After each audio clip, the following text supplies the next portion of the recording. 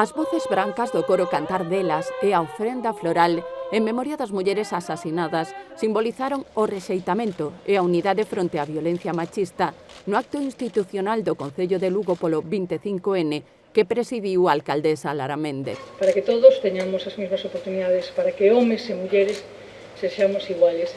A fundadora de Fademur, Rosa Arcos, deu lectura a un manifesto no que, facendo fincapé nas mulleres do rural, quixo poñer voz a todas as mulleres que son víctimas do machismo, víctimas de unha sociedade patriarcal que a cada rato invisibiliza e normaliza as múltiples formas de violencia ás que nos somete.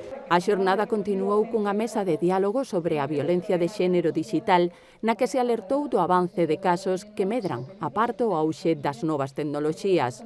Segundo os datos facilitados no encontro que espertou o interese da mocidade lucense, o 86% das vítimas de acoso sexual por cibercriminalidade foron mulleres.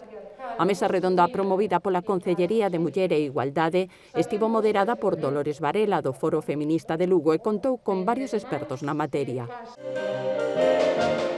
No mesmo lugar, no vello cárcere, a banda ourensá Tiparrandela deu un concerto organizado pola Vicepresidencia da Deputación de Lugo. 7 mulleres que nas súas composicións mesturan músicas do mundo coa tradición das verbenas.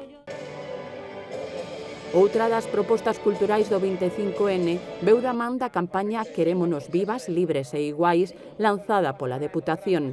Un videomapping proxectado sobre a fachada do Pazo de San Marcos no que persoas de distintas idades e profesións lanzan a súa mensaxe contra a violencia machista. A montaxe audiovisual reproducirase de novo o caer a Noitiña este venres e o sábado canda pancarta despregada co lema Non é non.